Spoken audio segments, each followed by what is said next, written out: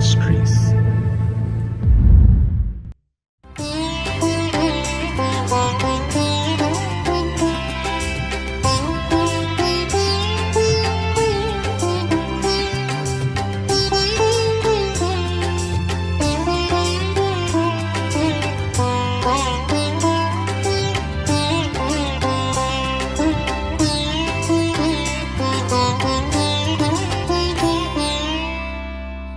கர்த்தருடைய பரிசுத்த நாமம் மகிமைப்படுவதாக.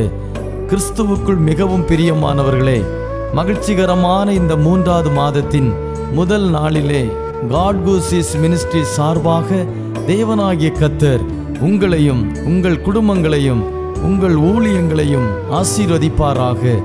தேவனாகிய கர்த்தர் இந்த மாதத்திலே உங்கள் முன்பாக சென்று எல்லா தடைகளையும் அகற்றுவார் என்று விசுவாசித்து அதை உறுதிப்படுத்துகிறேன். தேவனுடைய கிருபையும் சமாதானமும் பாதுகாப்பும் தயவும் உங்களோடு இருக்க வாழ்த்துகிறேன். இந்த மாதத்திலே தேவனாகிய கர்த்தர் நமக்கு முன்பாக சென்று சகல தடைகளையும் நீக்கி நாம் ஜெயம் கொள்ளும்படியாக, நாம் கர்த்தருக்குள் மகிழ்ந்திருக்கும்படியாக அவர் நமக்கு உதவி செய்வார். தொடர்ந்து தேவனுடைய நாமத்தை எல்லா சூழ்நிலைகளிலும் துதிக்கவும் ஸ்தோத்தரிக்கவும் உங்களை ஒப்பு கொடுங்கள். அவருடைய இரக்கம் பெரியது. தொடர்ந்து அவர் உங்களை நடத்த உண்மையுள்ளவராயிருக்கிறார். தேவனாகிய கர்த்தர் உங்களையும் உங்கள் குடும்பங்களையும் ஆசீர்வதிப்பாராக. ஆமென்.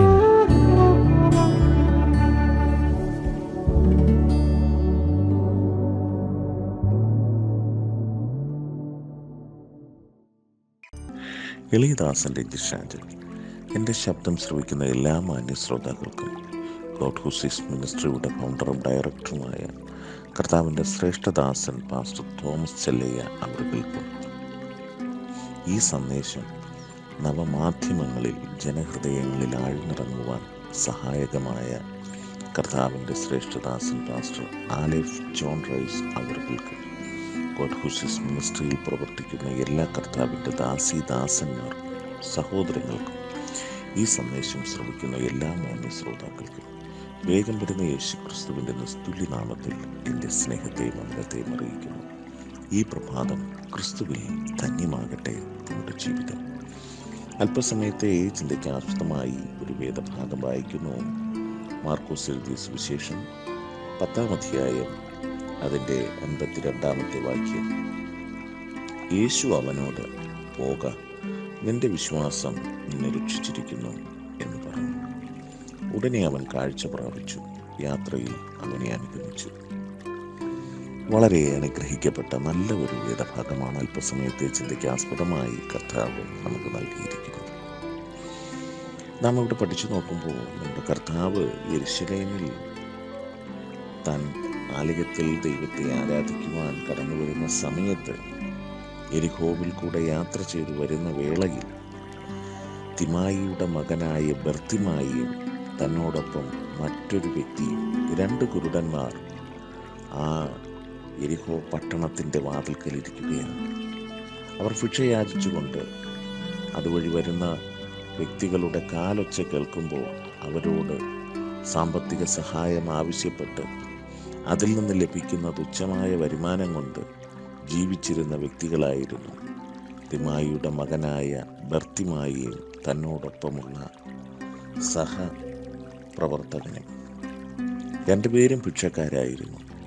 2 പേരും സുഹൃത്തുക്കളായിരുന്നു.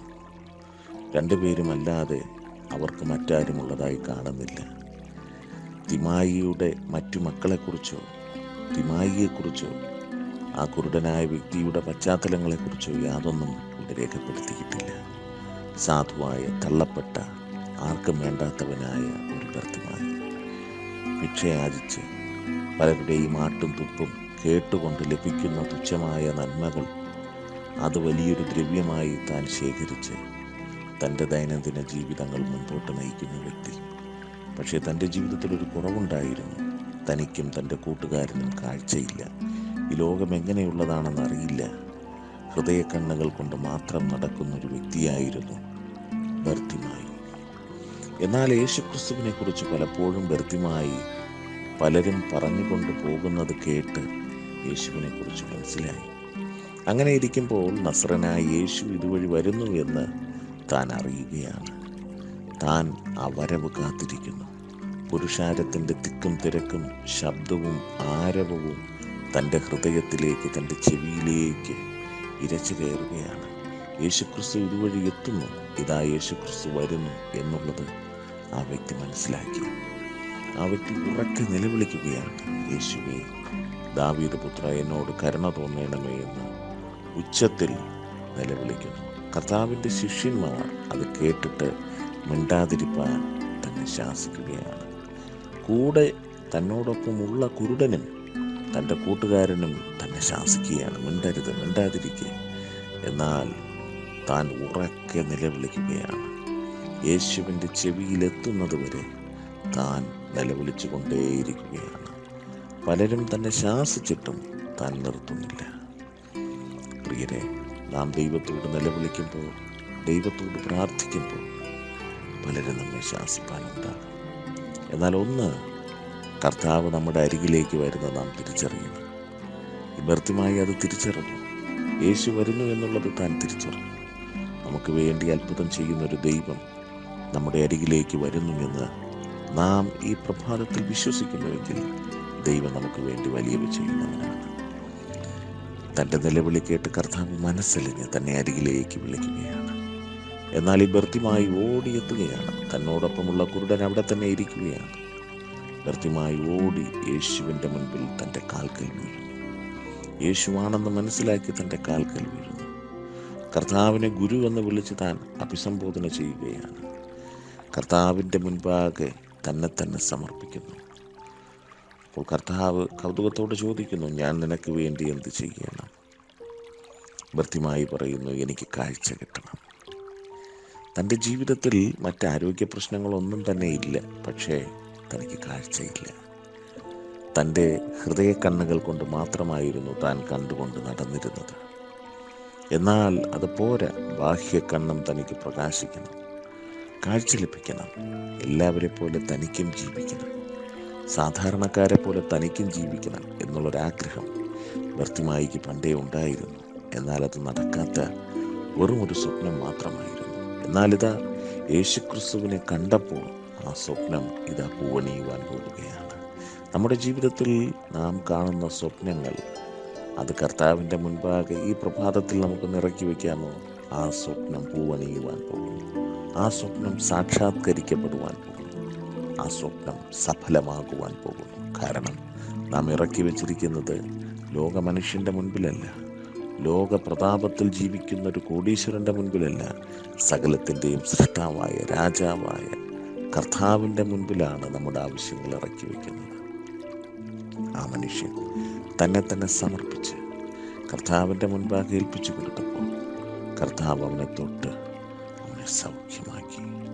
അവൻ കാഴ്ച പ്രാപിച്ചു.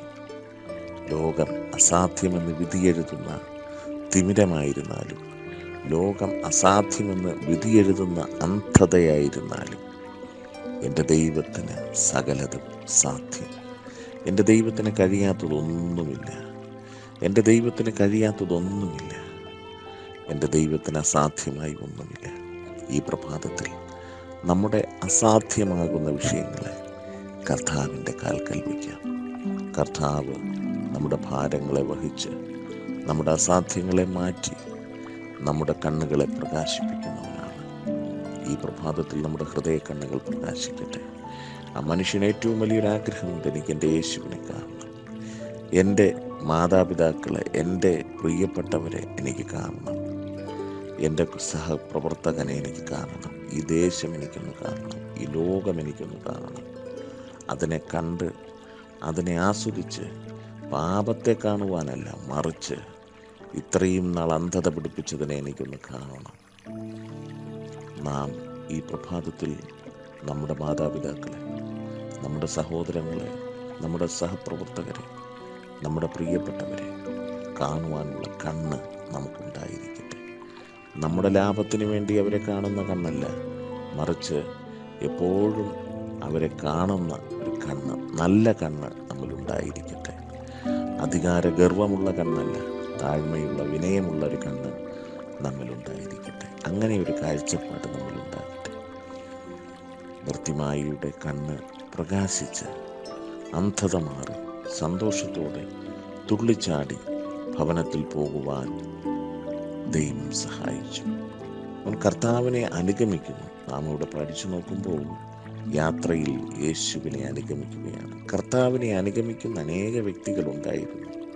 കർത്താവിനോടുകൂടെ യാത്ര ചെയ്യുന്ന അനേകർ തന്നോടൊപ്പം ഉണ്ടായിരുന്നു. പലരും അത്ഭുതം പ്രാപിച്ചവർ, അത്ഭുതം കാണുവാൻ ആഗ്രഹിക്കുന്നവർ, ഇങ്ങനെ തന്നെ വിമർശിക്കുന്നവർ, ഇങ്ങനെ ഒരു കൂട്ടം വ്യക്തികൾ യേശുക്രിസ്തുവിനെ അനുഗമിക്കുകയാണ്. എന്നാൽ ബർത്തിമായി തൻ്റെ ഭിക്ഷാടനം ഉപേക്ഷിച്ച് യേശുക്രിസ്തുവിൻ്റെ പിന്നാലെ ഒരു യാത്ര താൻ ആഗ്രഹിച്ച് കടന്നു പോവുകയാണ്.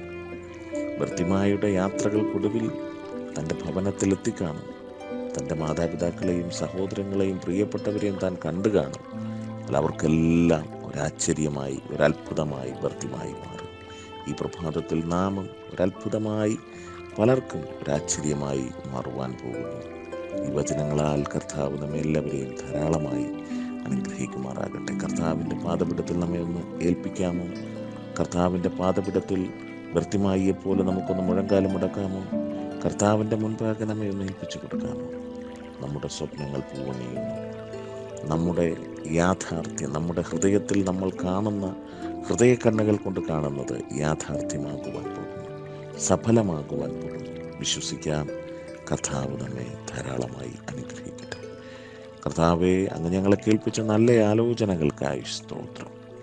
ഈ വചനത്തിനനുസരിച്ച് ജീവിപ്പാൻ അവിടുന്ന് ഞങ്ങളെ സഹായിക്കണമേ. ഈ പ്രഭാതത്തിൽ ഞങ്ങളുടെ കണ്ണുകൾക്ക് അസാധ്യമായത് സാധ്യമാകുവാൻ പോകുന്നതിനായി സ്തോത്രം. അത്ഭുതം പ്രവർത്തിക്കുന്നതിനായി സ്തോത്രം. ദൈവകരം വെളിപ്പെടുത്തുന്നതിനായി സ്തോത്രം. സമൃദ്ധമായി അനുഗ്രഹിക്കണം. ഈ പ്രഭാതത്തിൽ അത്ഭുതങ്ങൾ സംഭവിക്കുവാൻ പോകുന്നതിനായി സ്തോത്രം. സകലമാനവും മഹത്വത്തിൻ്റെ അപ്പന് പ്രാർത്ഥനകളും യാചനകളും കേട്ടിരിക്കിയാൽ സ്തോത്രം. യേശുക്രിസ്തുവിൻ നാമത്തിൽ ചോദിക്കുന്നു, കൃപയോട് കേട്ടുത്തരമരുന്നു സ്വർഗ്ഗ നല്ല കർത്താവേ, ആമേൻ. நன்றி பலி பீடம் கட்டுவோம், நல்ல தெய்வம் நன்மை செய்தார். நன்றி பலி பீடம் கட்டுவோம், நல்ல தெய்வம் நன்மை செய்தார். செய்த நன்மை ஆயிரங்கள் சொல்லி சொல்லி பாடுவே. செய்த நன்மை ஆயிரங்கள் சொல்லி சொல்லி பாடுவே. நன்றி தகப்பனே, நன்மை செய்திலே. நன்றி தகப்பனே, நன்மை செய்திலே.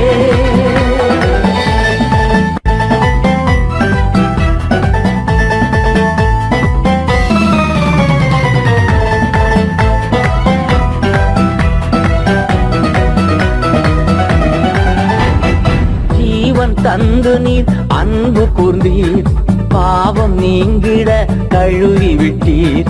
ஜீவன் தந்து நீர் அன்பு கூர்ந்தீர், பாவம் நீங்கிட கழுவி விட்டீர். உமக்கென்று வாழ பிரித்தெடுத்து உமது ஊழியம் செய்ய வைத்தீர். உமக்கென்று வாழ பிரித்தெடுத்து உமது ஊழியம் செய்ய வைத்தீர். நன்றி தகப்பனே, நன்மை செய்திரே. நன்றி தகப்பனே, நன்மை செய்திரே. நன்றி பலி பீடம் கட்டுவோ, நல்ல தெய்வம் நன்மை செய்தார்.